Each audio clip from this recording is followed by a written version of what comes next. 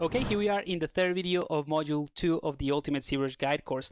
Now, in the previous video, we created the armature that is going to provide the basis to actually build the mesh that we can edit and sculpt and modify and all that. So at this point, right now, we cannot utilize any brushes or any brush system in ZBrush to edit this because this is not a mesh. What we have on screen right now is just a Z-sphere, right, or an armature of a Z-sphere. So this video is all about that, how to turn a Z-sphere into a mesh, which is actually a one-click button. It's very simple, but there are certain things and certain concepts that I want you to understand, at this point that are very important in terms of what is the mesh produced, what type of mesh is produced, so that we can move forward. And later on the track, when you finish this course and you do your own sketches, you have a clear idea of how to approach it, because I feel that sometimes that's one of the hardest things, not knowing the workflow and exactly the steps that you need to follow outside a tutorial, right?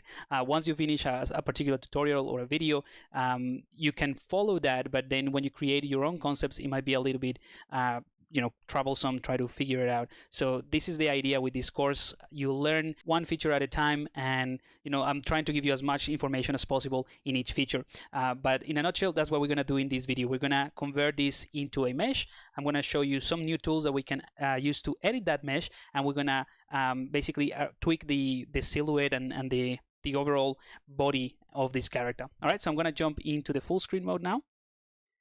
And here we are where we left off. All right, so the first thing I want you to do is go ahead and load our next custom UI.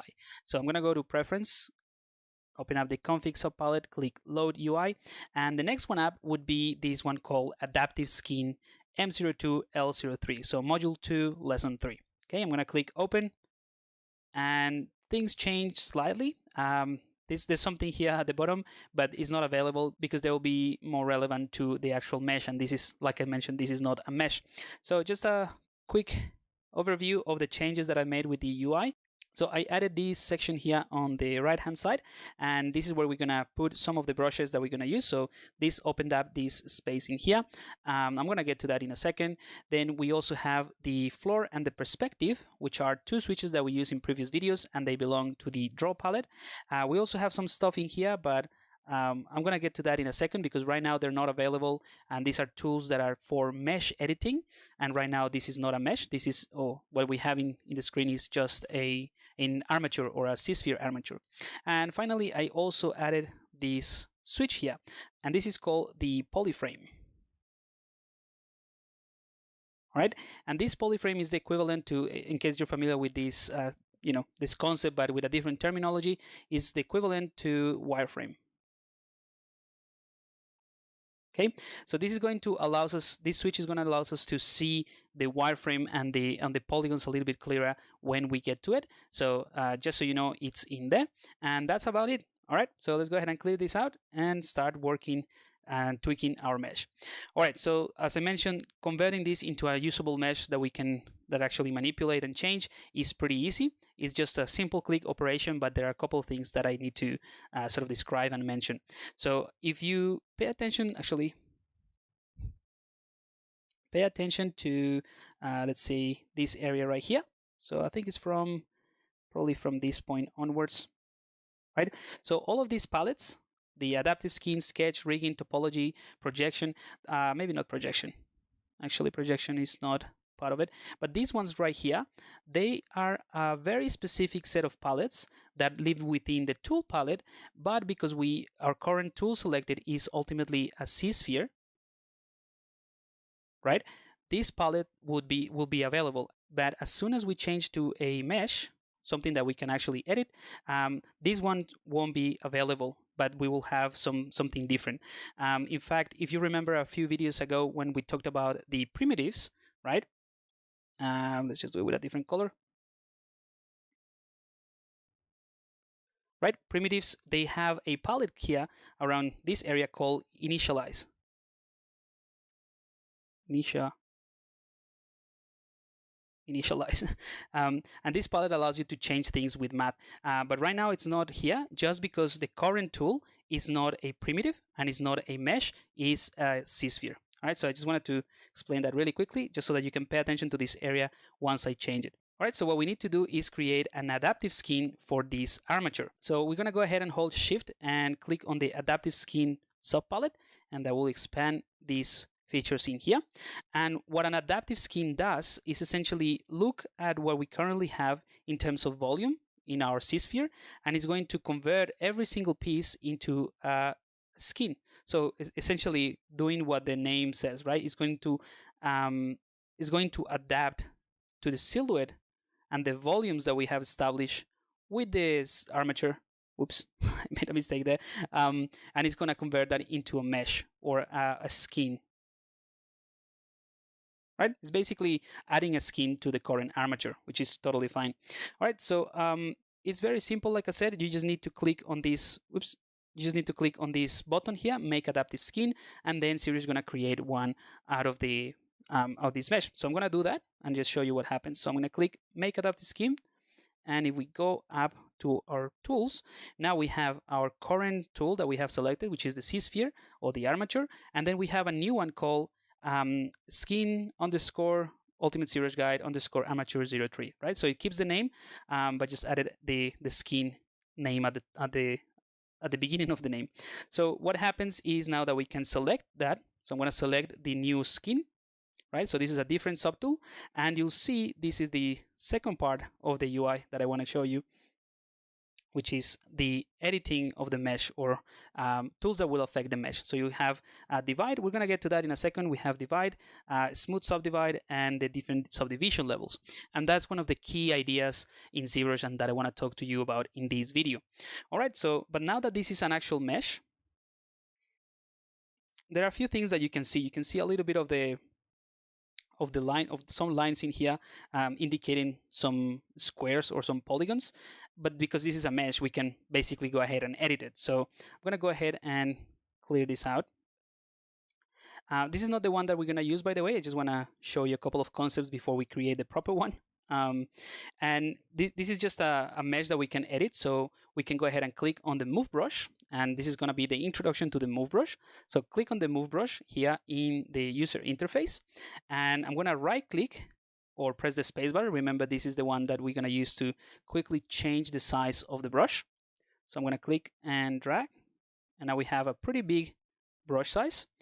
And the way that the move brush works is actually really simple. We can just click and drag, and you'll see that moves things very easily.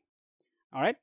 So let's say that I want to make this character slightly shorter, not as tall. So I can just start pulling things down like this, the neck, and obviously rotate things around. And the way that the move brush works is based on the size of the brush. So let me just give you an example of this. So we have our brush size, which is currently this size, right? And then we have a slightly thinner inner circle in here. And then we have kind of like the center of the cursor. Now, this area represents the size, the entire size of the brush. And this circle right here represents the focal shift. Okay, so this focal shift is very important for the brushes, and we're gonna probably do a little bit more of an in-depth explanation of this, but basically it just changes the amount of the effect and concentrates the effect. So the easiest way to think about this is if you imagine like a plane. Let's just clear this out, or actually let's do it over here. So imagine like a plane, right? And then you go ahead and use the move brush as it is right now, and you pull from this point up. Because of the focal shift, there's going to be a fade in the intensity from this point towards the outside of the brush. So ultimately, you can have something kind of like that, like a mountain. And if we change the focal shift, so if we take this circle and we push it towards the edge, right? And we make it something like that, then the next time that you use the move brush is going to be more like this.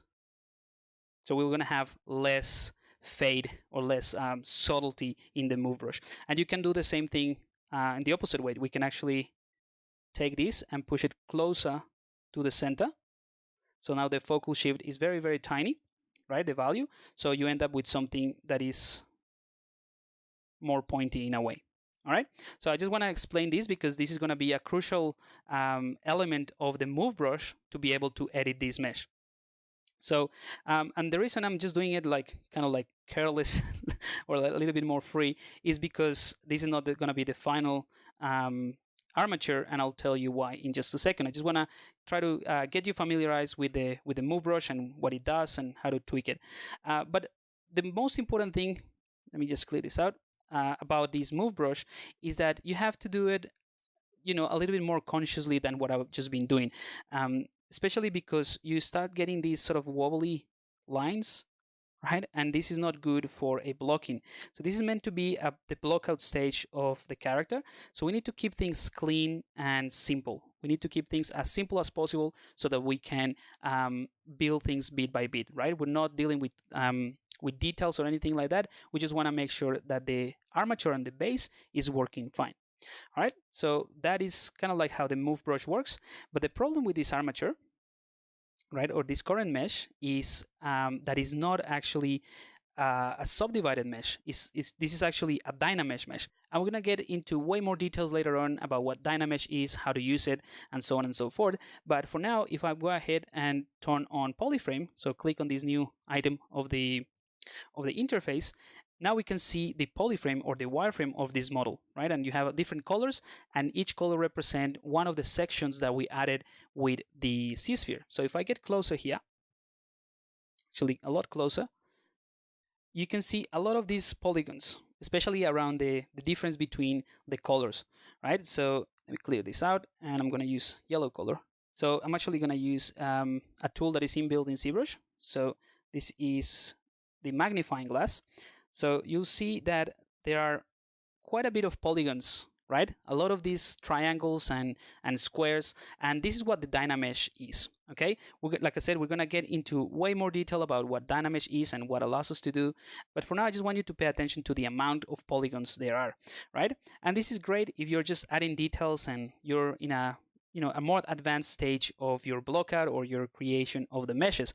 But right now, all we care about is the volumes and the proportions and the big shapes or the primary shapes. So having this match resolution is not ideal. Okay, and that's something that's kind of like a tip that I can give you, a very important one, in fact, about the workflow. So that's why this is the one that we're not going to be using. I just wanted to create a quick skin to give you an introduction to how quick it is to produce an adaptive skin, and of course the move brush, so you can just go ahead and change the size, and let's go ahead and turn this off as well, the polyframe, and you can change things on the fly, so you can make it fatter, give it a bit of big belly, and so on and so forth. And that's what we're going to be doing. However, having so many polygons prevents us from focusing on the shapes, as well as making it really, really hard, because what we're doing right now is moving a large amount of polygons at a time, rather than, just a few would be a lot easier. So we end up with this very blobby and wobbly shape, which is one of the main issues that I see in early sculptures of a beginner using ZBrush, right? So that's why I want to put such emphasis in this part of the workflow, rather than the tool itself. To having so many polygons is going to be very, very hard. Now, this looks a little bit sharp. The edges look a little bit sharp because of the way that the adaptive scheme was created. So we could go ahead and smooth this out later on, but we're not going to get into any of that because ultimately this is not going to be the one that we're going to be using, right? I just want to make it clear that the process itself and the workflow is very simple. It's just creating an adaptive skin from the C-sphere, one click, and you have what you want to work with. But this is not ideal, having so many polygons. So that's what we're going to edit in order to create the proper one. All right. So I'm going to go ahead, and it doesn't matter, you can leave this one as it is. We're not going to use it. I'm going to go back to the other tool, the one that we have our C-sphere, right? So I just selected that one, and I'm going to go to the adaptive skin again, And just as a little quick side note, this is another great way of producing multiple variants and multiple base meshes. You can have a single tool that has your main elements, and then you can come back to this tool and make the arms larger or shorter, or make it fatter, whatever it is, and produce another adaptive skin. And you can produce a lot of different meshes to go through. Okay, so going back to the lesson, I'm going to go to the adaptive skin and I'm going to click on this preview. Okay, this preview is ideal because it's going to allow you to see the adaptive skin before you actually create it. So you can click on preview, and right now you can see the adaptive skin. You can turn on polyframe and you can see what is happening. It's essentially a preview of what you're going to do with the C-sphere, right? But this is not the adaptive skin yet. So it's just a preview, and the shortcut for that is A. So you can press A and see what's happening. Now, if you press A to get out of the preview mode, right, and you still have your polyframe on, you can see the different the polyframes, or the different colors assigned to the different C-spheres. And in terms of the different colors, doesn't really matter at this point. All you need to know is that each color represents a different polygon ID, but we're not going to get into that as of yet. We're gonna do that in later videos. All right, so we can leave this on or off, doesn't really matter. But when we click preview, that's when we really can see all of the meshes, right? There's a couple more things to know about this type of switch, and the reason why I wanted to mention at this point, I'm going to use yellow one. So you'll see in this one, for example, in the polyframe, if I recreate the switch in this area, you have a little thumbnail of what the polyframe is. You have the name polyframe, and then you have these white lines at the top that says line and fill.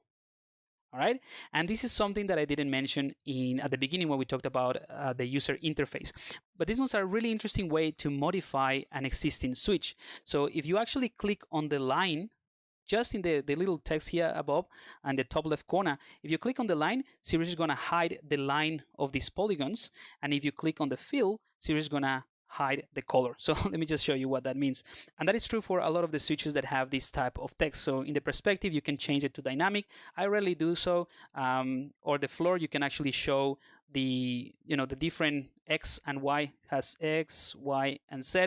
Again, so those are things that you can play around with. And I just wanted to let you know that this text here at the top, you can actually click it within the switch. So I'm going to go ahead and clear this out, and I'm going to turn off the fill. So if I click fill, you see now we have a single color, or it's easier to see as a single color, and we still have the line.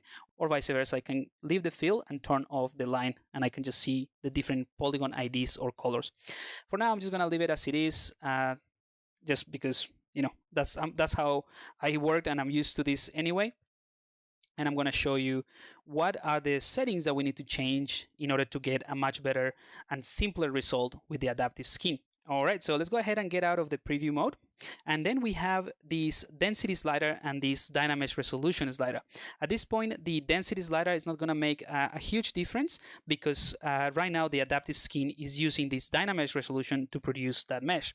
So when we do a preview, what we are actually seeing is what is called a Dynamesh object or a Dynamesh mesh, right? Which is this one right here.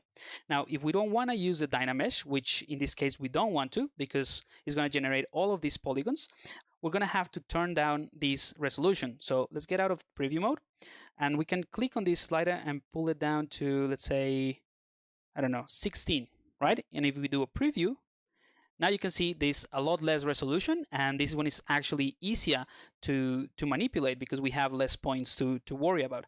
Now, the only problem with this resolution and this Dynamesh is that the topology flow is not great.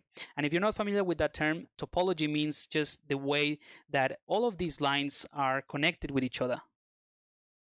I'm gonna do it with a green color, yeah, or maybe with a purple one. So the way that these are connected, this is called topology flow, or is referred to as topology, right? The way, like in a map, if you have ever read maps, or if you're using Google Map or something like that, what you see, like you can see the topology of the terrain, how the terrain is described by these points. So it's kind of like the same principle, but in 3D. So this is not great for what we're trying to do. It's going to be very very hard to manipulate. So we can go ahead and reduce this resolution of Dynamesh to 0. So let's click on Dynamesh, click back to 0, turn off the preview.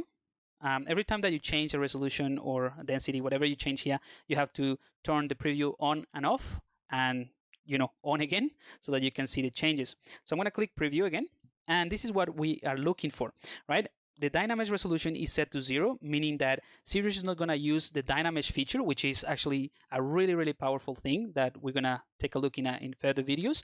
But at this point, we don't want to use any Dynamesh resolution. We want to use a simple, clean topology that is, with less polygons, that allows us to tweak things on the fly. So this one is much cleaner. You'll see the topology or the flow of these lines is much nicer, right? They flow all the way, for example, from one side to the other, all the way to the legs. So this is going to make our life a lot easier when we need to edit it. All right. So let's go ahead and turn off the preview, and let's pay attention to what happens with the density. So the density is an automatic subdivision that ZBrush does when we create the adaptive skin. So if we set this one to 0 or to 1, sorry, and click preview, ZBrush is going to give us the most basic geometry, or the least amount of polygons that it can use to produce the shape that we want with the armature. So essentially what we're saying now to ZBrush is like, hey, this is our current set of Z-spheres. I want you to create a mesh that we can work with based on these volumes, but I'm only giving you the permission of using maximum of 1 in terms of the density. So when we click preview, this is the best thing ZBrush can do. All right, if we increase the density, let's say to 3, you can now see it's way smoother, but we have a lot more polygons, which probably is going to make our life a little bit harder to to tweak and do basically what we did before in the other tool, which was this one with a lot of polygons. So let me just go back to this one and open up adaptive skin. So I think I'm happy with how this is looking. Maybe I'm going to reduce it to density of 2, so we have less polygons. And now that I have tweaked this, I'm going to click make adaptive skin. So this is ultimately a very simple thing, and I know I'm taking a little bit of time explaining each one of these features, but I really want you to understand where these things coming from, what they do, and how they affect the overall workflow, right? So that's why at the beginning of the video I said it's just a one-click operation. You click make adaptive skin, and off you go. You can start editing and building meshes and sculpt. But it is important to know more about the workflow and what to expect and how to control certain things. So with this one in mind, we have already created the adaptive skin. Let's go ahead and find it. So this one right here, that's not the one here. Okay, so here is the adaptive skin. And here is the reason why I added this to this current UI. So right now, I have a certain amount of polygons, and I have subdivision. All right, so this is the most important concept that I want to show in this video, the difference between the subdivision approach and the Dynamesh. And we're going to take a look at those two approaches in way more depth when we do different assets and different parts of the character, each one of them with different with each one of those processes. But for now, I want you to understand the difference in theory, right? We have the subdivision approach and we have the Dynamesh. So the Dynamesh is this thing, right? And the reason why it's called Dynamesh is because it's dynamically changing the mesh as you redynamesh. So this is something that you don't have to follow. I just want to give you a little bit of the theory behind it. I'm going to go ahead and push this quite a bit. All right, so you see that I start creating this weird looking shape, wings or whatever there is. I'm essentially destroying or stretching the polygons. So this is not going to look good in the long run. So before Dynamesh was introduced, you had to sort of like plan the base meshes really, really carefully. So if you wanted to have an area like this, you probably have to go to your ZBrush armature and build that part and have a base that looks clean from the beginning that incorporates this area. But with Dynamesh is a different story, and that's why it's such a good tool. And in terms of sculpting being very, very, very free, and you don't have to worry about any technicality. So with Dynamesh, I'm just going to redynamesh. Don't worry about this. Again, we're not going to get into this right now. But if I Dynamesh again, ZBrush is going to automatically and dynamically change the topology of this mesh to adapt or to dynamically basically change to the shape of that we added. And we can keep doing this as many times as we want to. So we can, move this reDynamesh, and ZBrush is going to change that. And that's why having that many polygons at the beginning is not very good. But once we start doing detailing and tweaking the secondary shapes, for example, we can reDynamesh, and ZBrush is going to keep rebuilding the mesh or the topology every time that we reDynamesh. But that's what Dynamesh is. It's more, it's a great tool, it's a fantastic tool, but it's more for the sketching part of things, or when you're starting to block in some of the the smaller details or the secondary details. Whereas the subdivision approach, which is the one that we currently have, hang on, this is our our armature. I'm going to turn the preview off just so that we know when we see it here, and go back to our mesh. And this one is the one with the subdivision approach. The subdivision approach is actually pretty simple, and is one of the core principles as well of ZBrush and how it came about. You have this mesh that currently has a set amount, like we're not going to worry about the amount of polygons or anything like that just yet, but it has a certain amount of polygons and is being subdivided twice. That's why this subdivision level is at 2. Okay, and this one match exactly what we said in the armature. If you remember, in the adaptive skin, we set the density to 2. So basically, the density is giving us 2 subdivision levels. And I'm going to explain a little bit more of what a subdivision level is, or a subdivision in general. And let's just go ahead and click on this slider and set it back to 1. So this is subdivision level 1. And I'm going to go ahead and highlight it with white. So imagine that this is a simple plane, which would be the equivalent to this, right? And this plane is made out of 4 vertex. So we have 1, 2, 3, and 4, right? So this is exactly as this one that I highlighted in the mesh. And this is at level 1. So level 1, that's what we get. When you add a subdivision level, ZBrush is going to perform an action called the Cadmon-Clark subdivision, which is basically going to take any quad or polygon made out of 4 vertex. So this is what is referred to as a quad, and it's going to subdivide it into 4 more, right? So it's going to find the middle point. Let's go ahead and do it with a different color. So it's going to look at the distance between this point and this point, and let's say it's 10 units, right? And the same thing here. It's going to be 10 units, and this one is going to be 10 units. I'm just making this up, by the way. But let's say that it's 10 by 10 by 10 by 10. ZBrush is going to find the middle point of these measurements, which could be anything. So this will be a unit 5. This one right here will be 5, 5, and 5, right? And it's going to subdivide, and that's why it's called subdivide, into these 4 squares. So now you end up with 1, 2, 3, and 4 polygons out of the one that you had. So this would be equivalent to have something like that, right? And that would be at level 2. All right. So actually, let's just go ahead and maybe highlight one here.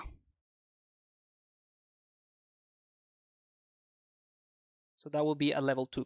Now, if you go further than that, you can have more than 1, 2, 3, 4, or 5 subdivision level, and each one of those levels is going to exponentially increase the amount of subdivision. So if you have level 3, right? We currently only have 2, but if you were to click on this button to divide the mesh, and I'll explain where these ones are and all that in just a second, but if you click divide, it's going to add a new subdivision level. So it's going to take all of these ones, calculate the middle point of all the different polygons, and it's going to subdivide them, right? Each one of those. So you end up with 4 by 4. You end up with 16. So you started with 1, then you move to 4, then you move to 16, and so on and so forth. So imagine a 4 level of subdivision, you're going to have exponentially way more polygons. Again, I'm not good at math, but I just know the basic principle of that.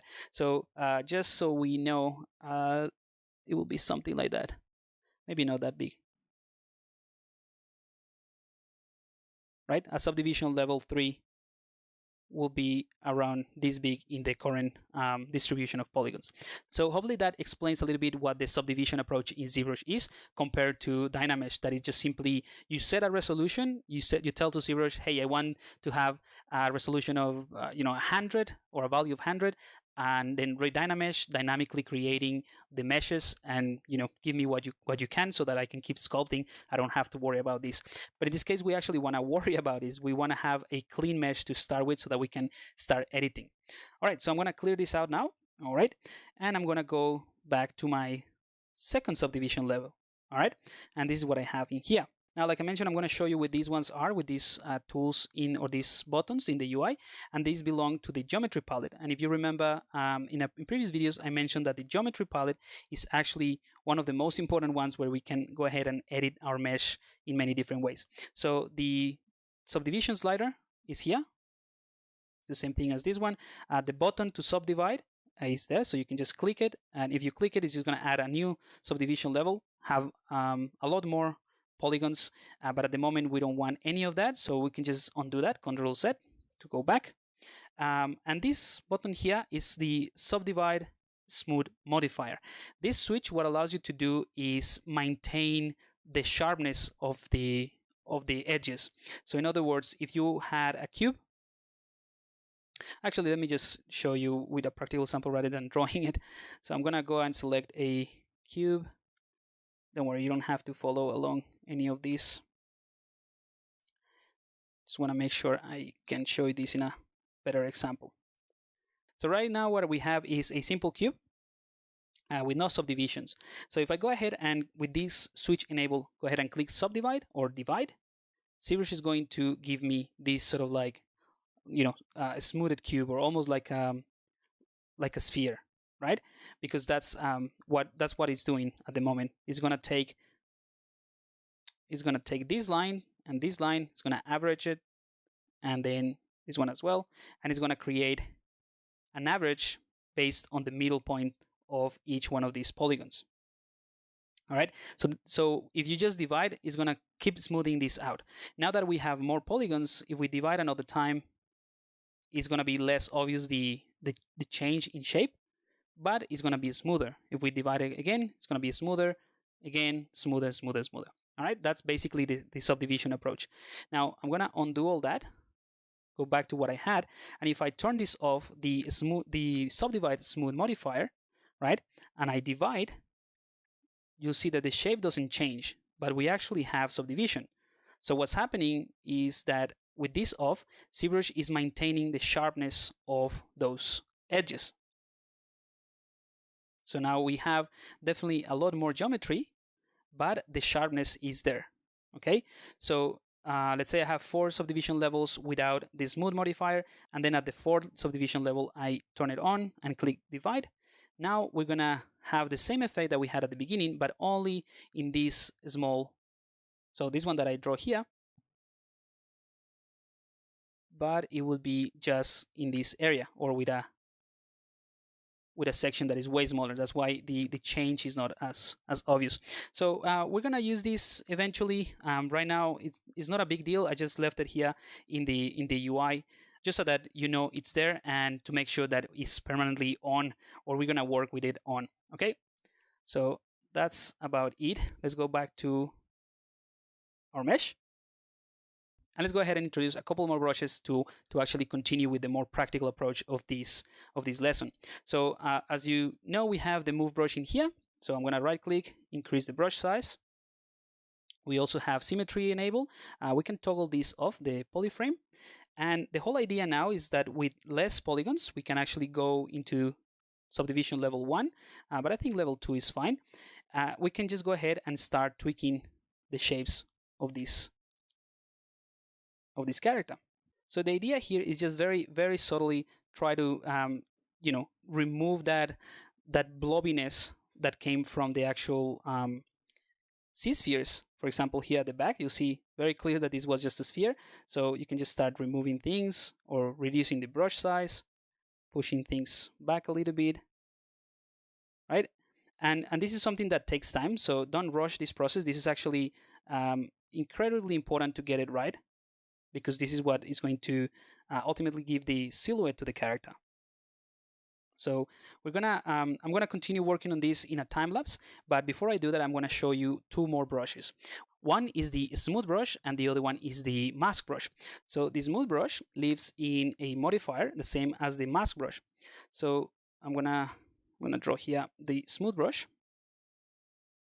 is permanently attached to the shift key.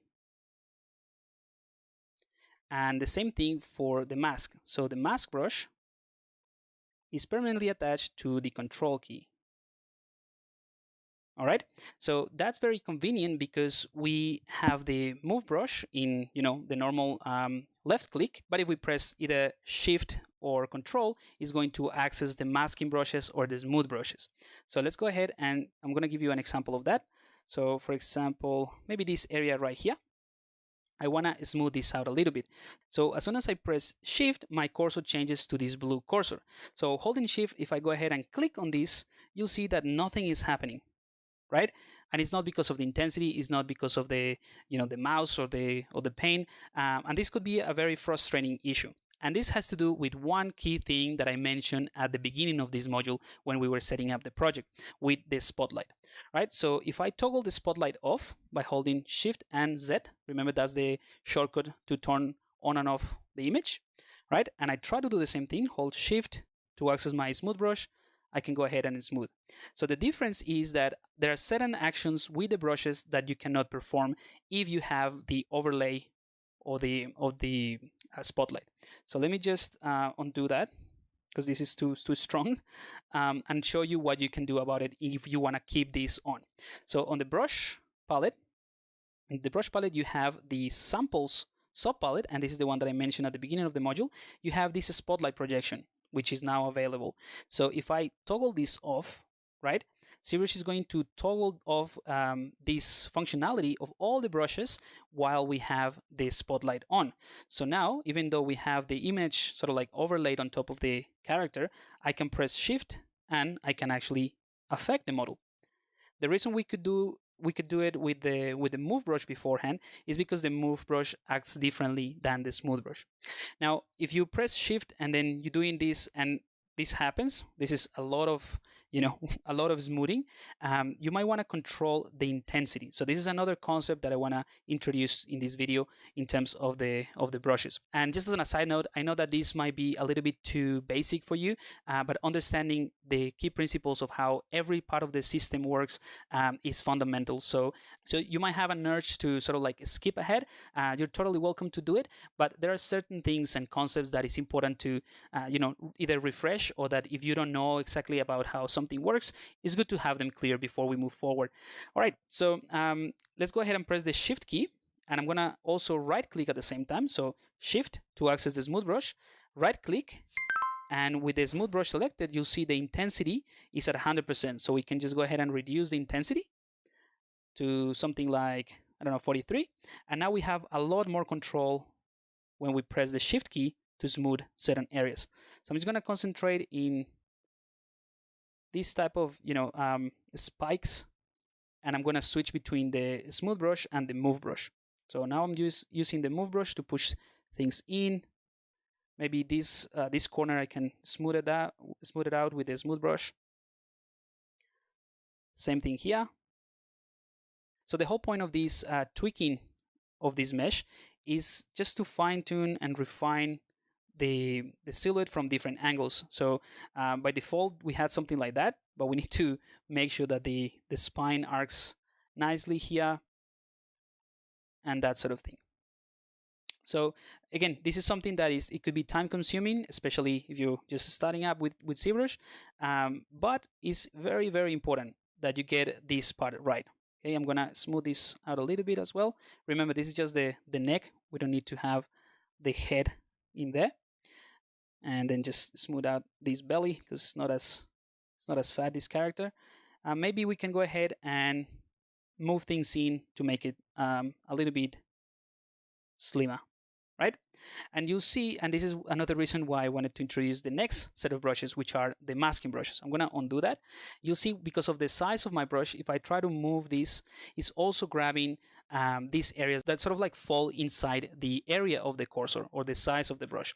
So that's why it's really important to also understand the way that masking brushes work. So the way that masking brushes work is very simple as well. Like I mentioned, they live in the control key. So we have, if I press the control key, you'll see that my cursor changes to this yellow color. So this cursor indicates that I have the masking brush selected. So I'm going to go ahead and reduce my brush size, something like that, hold control, and I'm going to go ahead and paint with a mask. So I'm just holding control and clicking and dragging along the mesh. So this area that is darker, that is the area that is being masked. And because I'm using the symmetry, then I can mask both arms at the same time. So this is really useful because now I can increase my brush size quite a bit, and I can move things like that, keeping these arms in the place that I want to. Not that that is exactly what I want to do, but I just want to show you the idea.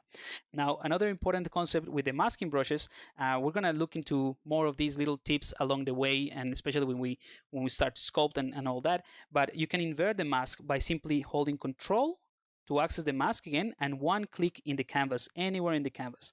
So one click just inverts the mask. So now you can move the arms, right? Without affecting the mesh. All right. And the way that you clear this mask, you can just hold control to access the mask, right? Click and drag and remove the mask. So let me just quickly go over the three brushes that I'm going to be using for the rest of this video. So we have the move brush that allows us to tweak the shapes very quickly, and I'm just nudging things here and there to just adjust the shape a little bit, right? We have the smooth brush that allows us to smooth things out just to keep everything clean. And then we have the mask brush, which is the control key that allows us to paint temporary mask, which is this dark area, so that we can continue working. And we can hold control and click anywhere in the canvas to invert the mask, or hold control and click and drag to remove the mask. Okay, so very simple set of shortcuts, but if you don't want to rely on the shortcuts too much, although I would strongly advise you to remember these ones because they're pretty useful when you're working rather than just accessing it from the UI. But if you want to know where they are, you can just go to your tool palette, scroll all the way down to the masking, expand that, and here you have the same options that I just showed you. So you can hold control and key to draw, and now you can see this view mask is enabled. You can just toggle it on and off, but the inverse is basically what I showed you with control and click on the canvas, and the clear is the same as holding control and drag. Okay, just in case they're in there. But because these mask brushes and smooth brushes are such a fundamental part of this sculpting, I think it's better to remember this set of shortcuts from the beginning rather than relying on the UI. All right, so with those ones out of the way, let me go ahead and show you the last modifier in this UI. So here we have the AccuCurve, and the AccuCurve lives within the brush palette in the curve subpalette. So this one right here, AccuCurve, and this is something that it's more obvious, and it's actually very, very useful for the move brush. That's why I put it here at the top of the move brush. So with the move brush selected, if I enable AccuCurve, it's going to allow me to tweak or affect the mesh in a more pointy way. So let me just show you. Actually, I'm going to turn off symmetry, and I can show you both sides, and then I'll just go back.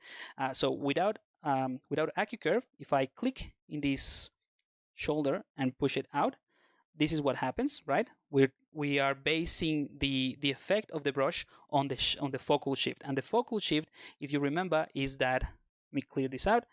The focal shift is this one right here. So here is our cursor. We are using the size of the brush this big, so it's sort of like this is the area that we're pulling, but the follow-up or the effect is sort of this one. Okay, hopefully this is gonna make sense when you see and compare with the other one.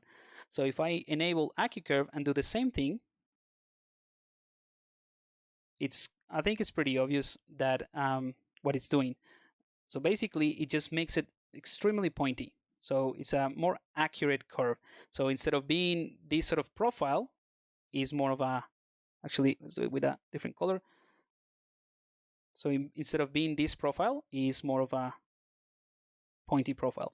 And the reason I want to show you this is because this becomes an incredibly useful tool when you are manipulating and adjusting the shape. So I'm going to undo this, enable symmetry again, leave the AccuCurve enabled so that I can, use more of this pointy effect. And that allows me to, for example, in areas like this, like the armpit, I can push that with a more pointy effect than dragging everything that is around the curve. So this is not fundamental, as in it's not a deal breaker. You can just enable it, toggle it on and off, and see if it works for you. I personally really like it, and I find it to be very useful when you are blocking in things, because it keeps you focused on the planes and the major shapes. Okay, so that's why I prefer to use it, but feel free to just toggle it off and not use it. All right, so with those things out of the way, what I'm going to do now is jump into a time lapse just to show you how I would continue editing and tweaking the shape of this, but it's going to be basically using the same tools that I show you in this video. So we now have a tool that has a subdivision level 2, so we have enough resolution to tweak it. We have, with the polyframe, we have we can see the different polygons a little bit better, and we have gone through the move tool, the AccuCurve, the shift key to access the smooth brushes, the control key to access the masking brushes, how to invert the masking by holding control and click on the canvas, and how to remove the mask by holding control, click, and drag. All right, so I'm going to undo that. And with these brushes, I'm going to jump into the time lapse and continue adjusting the shape. So we're going to end up with something pretty similar, but that looks a little bit better than this. All right, so I'll see you in just a second.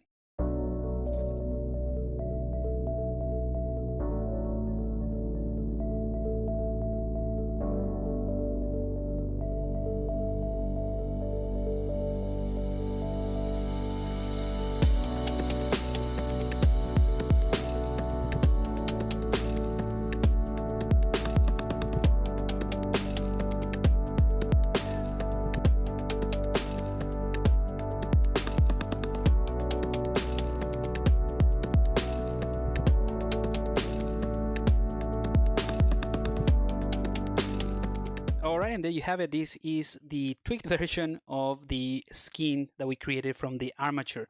All right, so just to wrap up this video, I'm going to go ahead and divide this one more time, just so that we can have, a smoother version, or see a smoother version of this character. All right, so I'm going to leave this video here, and in the next one, we're going to continue blocking out our character. So as you can see, little by little, we have been chopping away things that are, very essential in terms of concepts, but we're going to start leaving some of the theory behind as we move forward and go into more practice and more, hands-on demonstration of what ZBrush can do.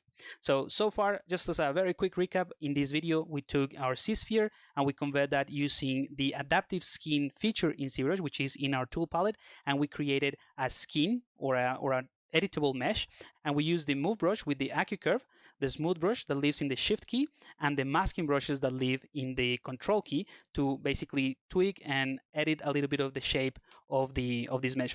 We also covered the concepts of subdivision versus Dynamesh, which we're gonna get into way more details later on, but as a starting point, this is all we need. So let's go ahead and jump into the next video, where I'm gonna show you a different approach to block out other parts of the character. So I'll see you there.